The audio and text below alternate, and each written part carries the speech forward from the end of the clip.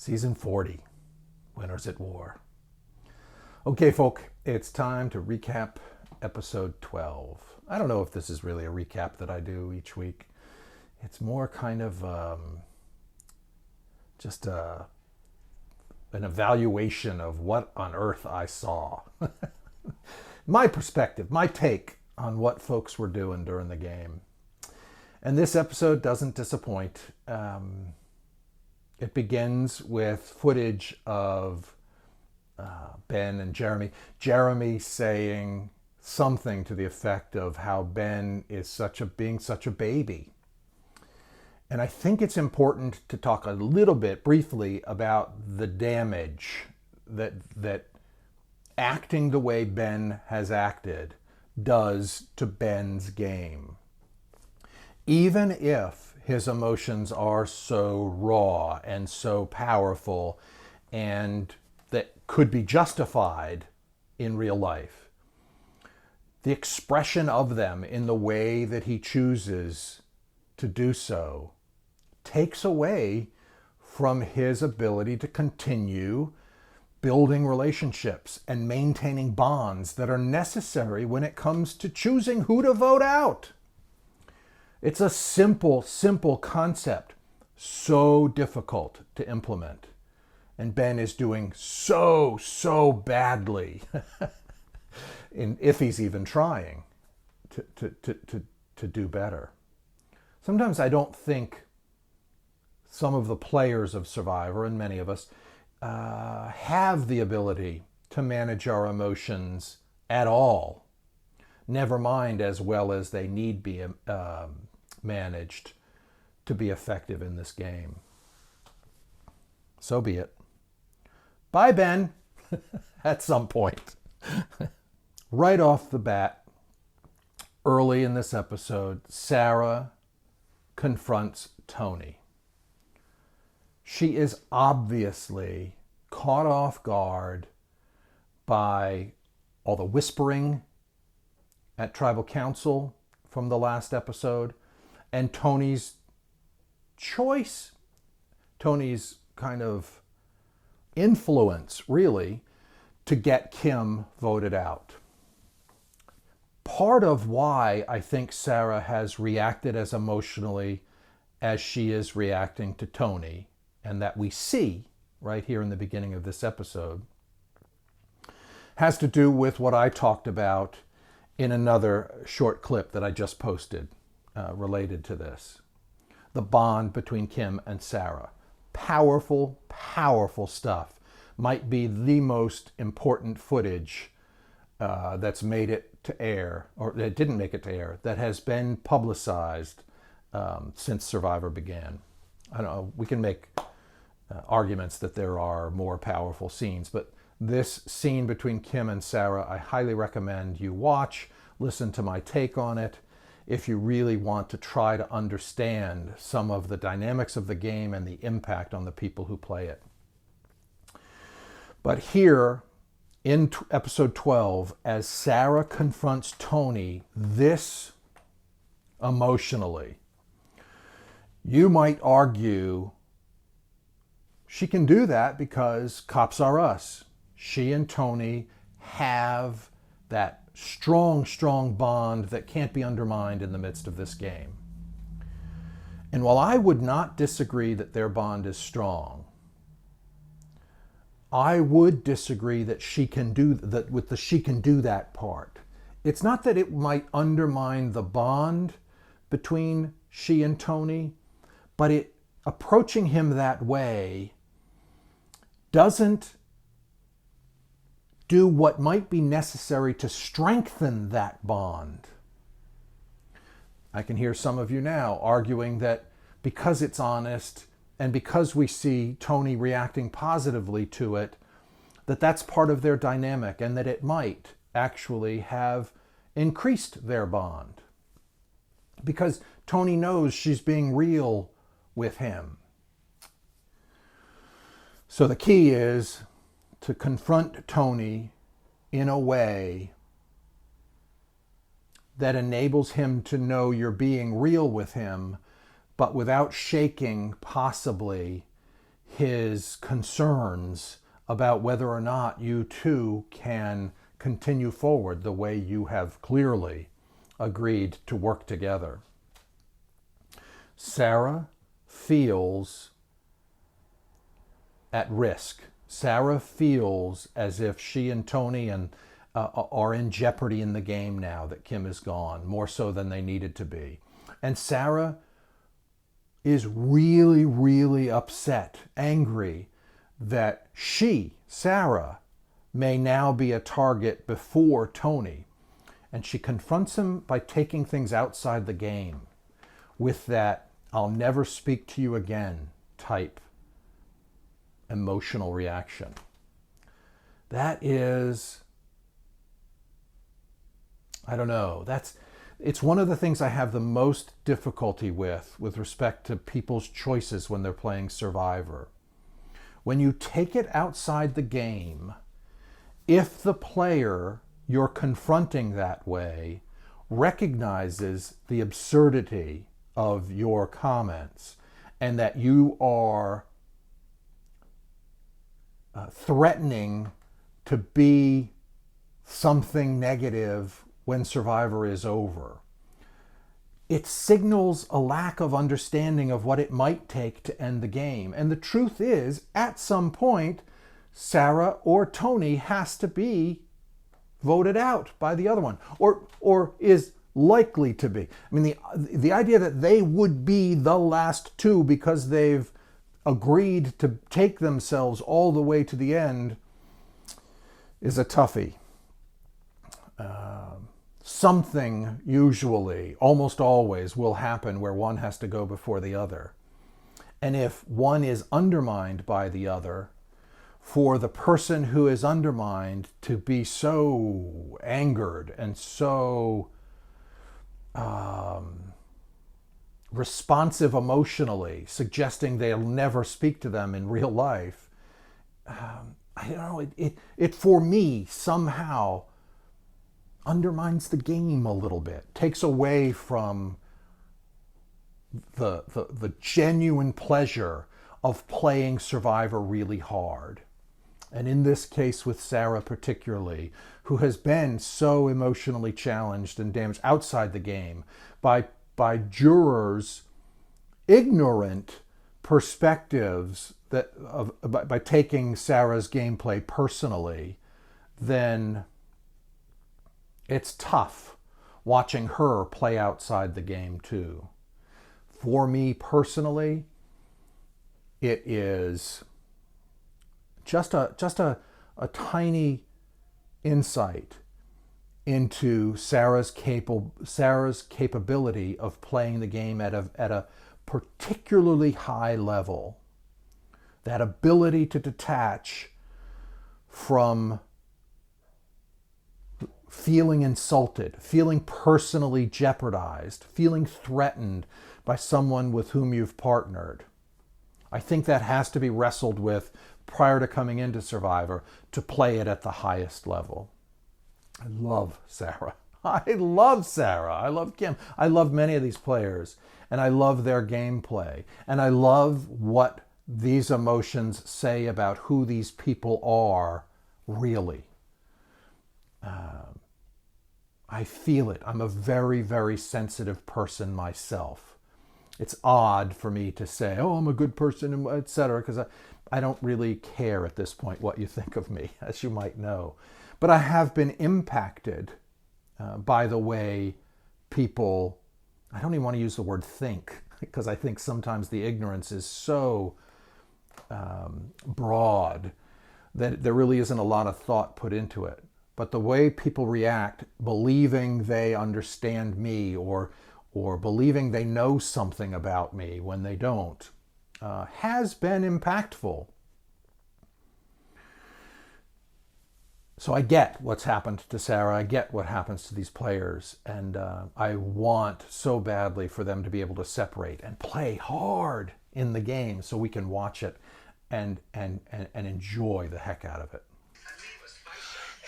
Time for Tony's Spy Shack. Oh boy, And then let's see, transition to someone who gets it, someone who is able to separate. And from my perspective, as I watch Tony playing this season, I think Tony really appropriately is able to separate those real life emotions from what's going on amidst the game. And now it's time for Tony's Spy Shack. Okay, I'm with you all. He's fun to watch. Some of the plans and the approaches to how he gathers information and the choices he makes may seem a bit repetitive. I don't see it that way. I see him making slight alterations in the way he's gathering data. I see him making alterations that are crucial in the way he's interacting with people. Is his personality still there? Sure. Is he somewhat spontaneous? Sure. Is he as frenetic as he was the first time he won? I don't even know how. No. So this is season 40 stuff. This is someone brilliantly adapting, playing better than they originally played when they won This is someone playing better than when they originally played and won. Good stuff. This is what we wanted to see out of all season 40 players. And we're not. And we are not seeing it. But thankfully, there is him. There is Tony. And there are some players we can say, oh, good, you've stepped it up a notch. Oh, I wanted so many notches higher from so many more people. Jeremy's got something there. He's a child. It's season 40. Never seen anything like it, talking about Ben's emotions. Any of these emotions, I kind of agree. Yeah, back to Jeremy for a second again. Jeremy seems to get it too. And he's talking about Ben being a child for being so over-emotional and incapable, it seems from incapable, it seems from Jeremy's perspective and from my own, of managing himself better so that he can play the game well and make choices that support his chances of moving farther. Ben's emotions are expressed without regard for their impact on other players.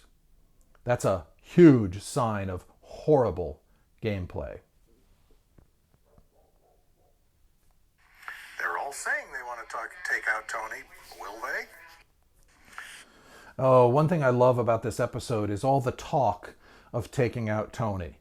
Yammer, yammer, yammer, let's get Tony. Tony's dangerous. So now Tony, who I've talked about over this season as being somewhat out of people's radar, is now much more part of the conversation. But not in the sincere way that would make the most sense. Not in the most focused way. It's fun for me to watch. Okay, and then the scene changes to Extinction and to the edge of Extinction. And Rob is reading the clue for the challenge to earn a couple of tokens. And each of the people can earn 2 tokens. But it is a physical challenge. And one by one coconut at a time, they've got to go around the island, halfway across and bring it back. And that is something that weighs heavily right from the beginning on Ethan. And he's just like not wanting to do such an exhaustive challenge. Oh, I get it. When you're depleted and hungry, it's tough. But they're all thinking it through, and there are beasts over there on the edge of Extinction. And it's fun watching them. One of those beasts, Natalie. Now that Sophie's out there, this is her first real physical edge of Extinction event. And so I don't know that the others would know, but she's beasting it with Natalie, who we know is there to just brute force, push through whatever it is that's necessary. So this is a competition, yes. Watching them pass each other, watching them kind of just doing their own thing. It's kind of individual. So in that way, it was somewhat peaceful. But what we got to see was the brutality of it a little bit. Even though it looked a little bit peaceful, people were slipping in the cracks of the rocks. People were sliding off the rocks. It looked as if anyone could have broken their ankle at any time. And when you're that tired in the midst of this, I think it's interesting in watching that challenge how little interaction there is between participants. Because who cares? You've got to focus. It's an individual thing. You're not even really focused on what other people are doing unless you're down to that end where you're wondering whether or not you're going to be able to make it versus one other player. So this one's all in people's heads. Do they have the drive? Do they have the stamina? Are they willing to exert the energy? And by the time you're at edge of extinction, for as long as these people have been, the answer to that question, do you have the energy, oftentimes is no. Just plain no. I can see what goes through their minds and just like, oh God, do I even have to? I'm not going to make it. So when Rob, toward the end, after already falling into a crack and smashing his elbow and bleeding and decides he's going to keep going to get coconuts even afterwards, I kind of giggle because he says, I don't want to quit, but that's not bright.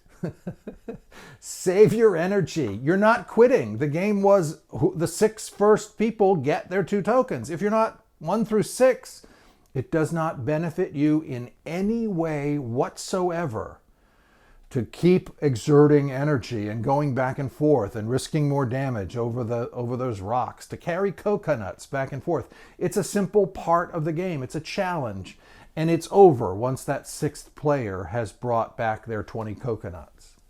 Bad choice, Rob. We're going to end up calling you Broken Rob instead of Broston Rob. Keep making choices like that. Jeez, man.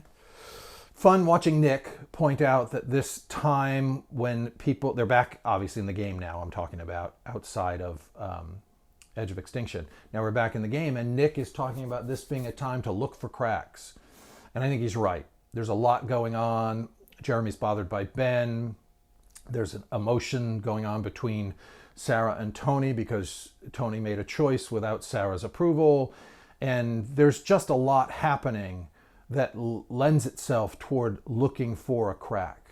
I don't talk a lot about some of the stuff that's not front and center on the screen and in the edit. But watching the calmness with which Denise has been playing and the effectiveness of her choices is pretty impressive. She's an amazing woman. I love her personally. We've had conversation and she's just a super person. But I'm impressed with her level-headedness and the commitment to the game of Survivor that she's made. It's season 40. Everyone should have worked through whatever they needed to make it to the point where they were going to maintain that same level of commitment. And obviously everyone hasn't. So I really want to point out, Denise's focus is worth noting. She's doing well. Nick, Michelle, Denise, and Kim trying to connect and see what they can do. There's even a little conversation where Nick, Michelle, Denise, and Kim start to talk about what they might be able to do. Why that doesn't pan out? Because it could have with some more planning. I'm not sure. Pretty fun. Pretty funny. Ben trying to hide the idol and not in front of Tony. God, just hide it. Don't pull it out. Don't be silly. How many of you giggled when Ben pulls an idol out of the crotch of the tree with Tony standing right next to him? And Tony confronts him about, why bother hiding it, etc., etc. What would have been better? the idol was covered with something, and you're looking for an idol with another player, your competitor. You're in an emotional state. You know things are tenuous right now in the game. It's really a tough spot. It should have been important to you to do the looking for that idol much more surreptitiously. So Ben moving that whatever it was, that kind of piece of bark or that was covering the idol, and seeing it there, it could have been simple for him to just put it back down and keep walking. Tony was behind him. Clearly it's not in that crotch of the tree. And as Tony walks forward, or they get back, or whatever it is, returning to that to pick up the idol without Tony's awareness of it instantly. That's another example of Ben's commitment to the level of gameplay that I think is expected and should be, rightfully so, on season 40, Winners at War. But it's also an example of the toll that this game takes on you. Winners at War is a more heightened, stressful game, and by the time they're at this point, Ben's level of gameplay leaves a lot to be desired. Ben carrying Tony down the trail. That's adorable. Yeah, right? So, Ben's doing what he can. And his emotions, after he finds the idol, through the roof. Picks up Tony, heads down the trail. Okay, that's adorable. Okay, the water challenge. Denise and Tony win immunity. This is an impactful moment, obviously, if you've watched the episode. Tony has immunity. Is it worth paying one of your 2 tokens to eliminate the last player and ensure your own immunity? No brainer. Wow. Even offering to give a token and then refusing to might be something a real intentional player might consider. But we see that Tony does give the token to Nick, as he agreed that he would do. But what about the peanut butter? Oh my gosh. Even today on Twitter, Kim has posted, my estimate of the value of that peanut butter, $2 million or so. It's a funny comment, but oh my gosh, it's true. When somebody comes out with a big pile of food, peanut butter particularly, peanut butter is just so satisfying and filling. And when your stomach is empty for that long, peanut butter next to chocolate, next to milk, are you kidding me? And cookies. Fun as a viewer to watch people think about whether or not they're actually going to drop out of an immunity challenge when the game is really in this much of a dynamic place toward the end. Will there be regrets? Oh, I'm certain of it. Certain of it. Poor Kim, she feels her plan to blindside Tony slipping away. And immediately after the challenge, we see footage of Kim talking about, her plan to blindside Tony, and she's watching it slip away. How has that got to feel after just having opted out of immunity for peanut butter? Oh my gosh, the mental struggle there, let me tell you. Ben telling Tony they're trying to blindside him. Oh my God. Here we go again, Ben. Ben tells Tony that others are trying to blindside Tony. Ben's just not thinking clearly. He's just not wielding his knowledge or his advantages, or he's just, that's not a choice for that particular time. He should have thought, do I want to get at Tony? Do I want to get at somebody else? He really should think of the information that he shares as more valuable than he's thinking of it. And I don't want to beat a dead horse, because just example after example after example of Ben playing badly at this point isn't helpful. So Tony hears from Ben that there are others who want to blindside him, and he knows who those others are. And Tony confronts Nick, and very calmly, love the way Tony approached Nick. Talks about, so anything going on? Anything you want to tell me? And I'm hearing that there's somebody who wants to target me. Have you been hearing that? And Nick says no. And Tony immediately, because Ben said that you were there when Kim wanted you to target me. And Nick's face was the perfect example of a bad Survivor player. Caught off guard, expressive of his confusion about whether to answer honestly or what to say in this moment. It communicated everything instantly that Tony needed to know. Done. Tony's good. Tony takes that information, doesn't overreact to it, reacts appropriately, says what he needs to Nick about it, and moves forward with certain confidence in the knowledge that they were out to get him and that Nick was one of them. Oh, poor Nick. But good example for us about how not to play Survivor, about how to be aware in the midst of any conversation that something could come up with which you need to deal loosely and not overreact to. Nick struggled, didn't know what to do. He says, like he has to think. Oh, let me try and remember. Maybe he made a little effort to try and think of a way to kind of, cover his tracks or what to say to Tony, but it didn't work. Tony got all he needed to know from Nick.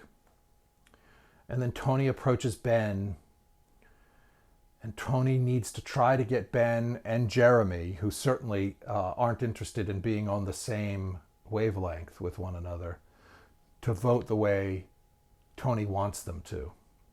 Good for Tony. Just because it looks as if they would never do that doesn't mean there aren't ways for you to make it happen, as we see in this episode. Tony's effective gameplay could be broken down and will be probably talked about for years after this season. As they move toward tribal council, everybody's getting paranoid. We see in season, as we see in episode 12, when they move toward tribal council, the paranoia is obvious, and that sets us up to expect the kind of whispering and that whole session that happens lately at tribal council, that we get excluded from some of the comments, and it doesn't feel right. I don't know. There's something about all the all the years up to Survivor up until recently, where once you came to tribal and you were sat on your log, you're there, and the interactions were stopped. But it's clearly not a rule. So more power to the people that exploited the opportunity to change things in their favor. You do it when you can, as you can, and good for you. But from a viewer's perspective, I'd want to hear every single thing that's said among all of them so that I can kind of gauge what's happening. Same thing about the rest of the game. I want footage of everyone all the time. That's not realistic, and it wouldn't lend itself, actually, to the game being as interesting and as exciting as the edited versions that enable us to not know some of the facts sufficient for the ending to be sometimes surprising. So I'll give them that. Yeah, this whispering at tribal council is polarizing. my producer Dante said to me. And I thought, yeah, it really is. There's a lot of it this episode. And people who watch it either love it or hate it. And for me, I like knowing that it's happened rather than having them edit it out. But it frustrates me that so much of the game is happening there as opposed to prior to moving into Tribal Council. But so what? Too bad if that frustrates me. It's part of the Survivor game right now. Until or unless they make some rule where you're not allowed to get off your stump or communicate with others prior to the vote, exploit it if it's going to benefit you. That's Survivor. The level of trust and the cracks and the stress surrounding people's commitment to one another is evident in this Tribal Council. Sarah's just sending those glaring eyes at Tony, wondering if he's going to play the idol for her. Tony even offering to do so, trying to decide whether it's necessary, but also just blatantly what I thought in front of everyone, showing the strength of his commitment to that bond between those two. Forget whether or not some people might not know how strong Cops R Us is. Let's put it out there. Are you going to play the idol for me? Do you want me to? That's two people. You might as well be husband and wife. They might as well be as strongly bonded as anybody else. Other players that don't recognize that and do something about it are playing poorly. And Jeremy, should I use the 50-50? Shouldn't I? Should I pull it up? Pulls it out of his pocket, still decides not to use it. Oh my gosh. Tony even convincing him not to use it. The harder Tony worked to try to convince me not to use an advantage would concern me about whether I ought to. But in this case, Tony was being sincere. You can almost never tell. What a game. From the jury, Rob says, Tony's a boss, dude. Even the jurors are recognizing the control Tony had in this Tribal Council and probably extrapolating that to how well he's playing.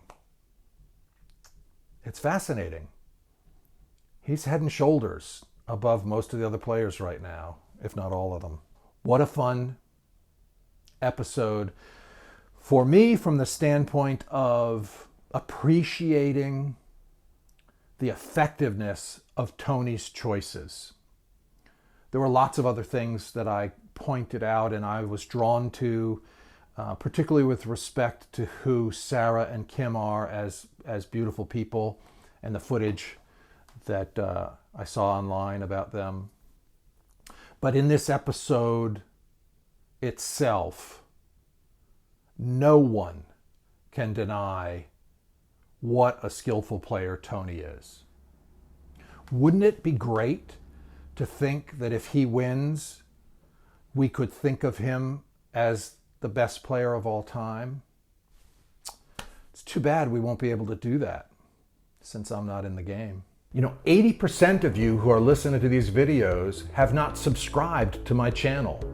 Please subscribe. Just hit the subscription button and hit the notification button and you'll be informed when I have another video up for you to listen to. After you've subscribed, comment. Comment positively, comment negatively. No holds barred. Just say what you're thinking. That's what will make our exchange even more valuable. As I'm able, I'll create new videos responsive to that commentary. So like away, or dislike, on that rare occasion you may feel the need to do so. But either way, thank you.